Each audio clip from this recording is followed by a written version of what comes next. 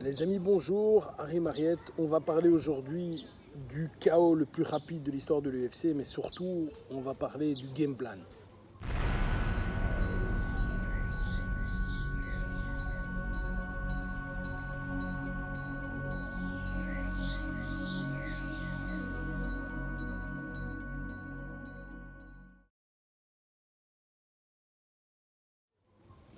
Voilà, tout le monde a entendu parler ou a vu, et si vous ne l'avez pas vu, j'ai mis l'image, du chaos le plus rapide de l'UFC avec Jorge Masvidal qui a mis KO Ben Askren en 5 secondes.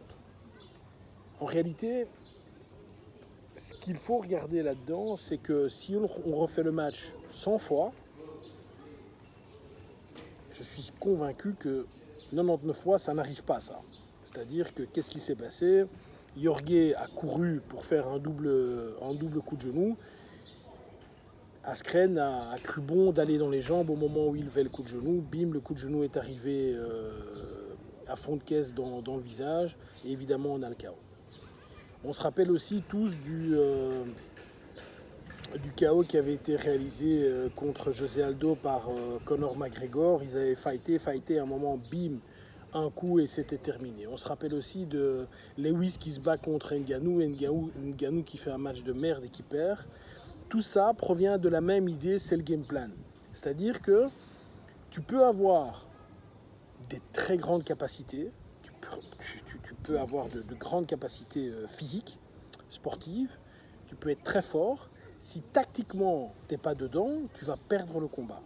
Je rappelle les qualités pour être fort en combat, il faut être fort physiquement, il faut avoir une condition physique, il faut être mentalement ready et il faut être tactiquement ready. Et aujourd'hui, on constate quoi? On constate que si ton game plan n'est pas fait de manière, et donc ta tactique n'est pas faite de manière à appréhender correctement le combat, et je vais faire un lien avec le vrai combat ensuite, tu ne peux faire que perdre. Je prends un exemple. On a aussi le combat Ngannou-Stipe Miocic, où effectivement sur le papier Ngannou est donné gagnant et Stipe arrive à le tenir avec un round de folie, puis l'autre il est crevé et il perd le match. Donc encore une fois, il faut comprendre, ce n'est pas toujours le plus fort qui gagne, ce n'est pas toujours celui qui a les plus grandes capacités qui gagne. Et j'ai envie de dire heureusement. La stratégie joue beaucoup. Je vais prendre un exemple maintenant plus concret. Tu viens, tu te bats dans la rue, avec n'importe qui, enfin peu importe, tu te bats dans la rue, et stratégiquement, tu te mets dos aux maisons et lui dos au trottoir. Et à un moment, tu pousses dans le combat et le gars se casse la figure sur le trottoir qui donne à la rue, et il tombe. Évidemment, grâce à cette tactique, tu as probablement gagné le combat. Donc encore une fois, quel est le game plan le plus utile? Alors évidemment, quand on parle de l'UFC, ces gens normalement, ou les entraîneurs, ou même les combattants, doivent avoir vu quasiment tous les combats de la personne, doivent avoir analysé quels sont les points forts et les points faibles. Je prends un exemple, tu ne peux pas t'attendre à ce que le gars soit droitier ou gaucher au moment où le combat commence. Quand tu es dans l'UFC, tu dois savoir ça avant. Tu dois savoir que le gars lève ses jambes très fort. Tu dois savoir que le gars est imparable au sol, etc., etc. Tu dois savoir que le gars a une condition physique ou pas. Eh bien, dans la rue, c'est la même chose. C'est-à-dire que si malheureusement tu vas au combat, tu dois rapidement établir un game plan. Alors ce game plan, je vais t'en donner quelques-uns qui peuvent fonctionner pour tout le monde et qui sont les suivants. C'est si ton adversaire est plutôt lourdeau et tu constates en bougeant un petit peu que sa condition physique n'est pas bonne. Que dois-tu faire? Évidemment, tu dois le fatiguer. Pourquoi? Parce que quand tu es fatigué, tout le monde, au moment où on est fatigué, qu'est-ce qu'on va faire? Les bras vont descendre et on sera évidemment plus à même à ramasser un coup. Si à l'inverse, tu vois que le gars est tout à fait à l'aise debout et a tendance à bouger relativement bien, est agile des pieds et des poings, qu'est-ce que tu vas essayer de faire? Tu vas aller au sol. Je parle évidemment en combat 1 contre 1 ici. Si on est à plusieurs, tu ne vas jamais au sol, bien sûr. Mais si le gars est très très grand, par exemple, tu vas essayer de coller. Pourquoi? Parce que si le gars est grand et que le gars sait travailler des poings et des pieds, il aura évidemment, grâce à ses bras et ses jambes qui sont plus longs que les tiens, une allonge, etc., etc.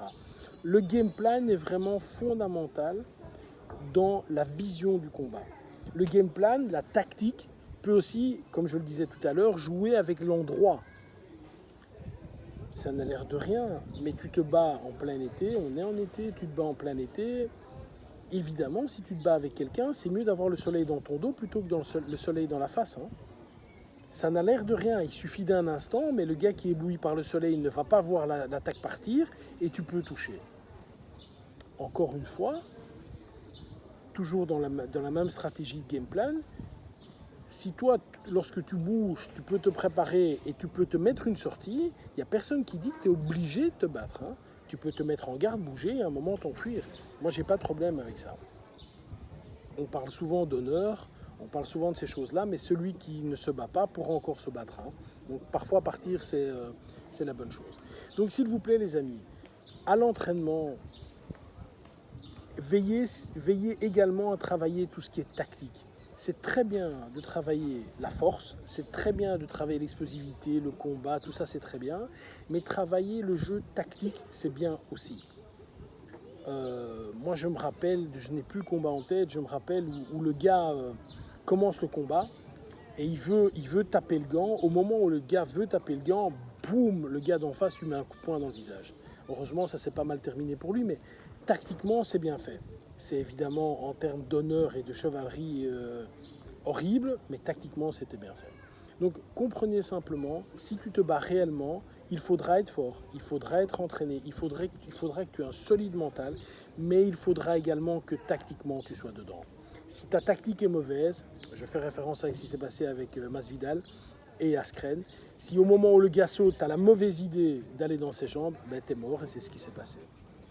Apprenons des erreurs des autres, des amis. Bye bye.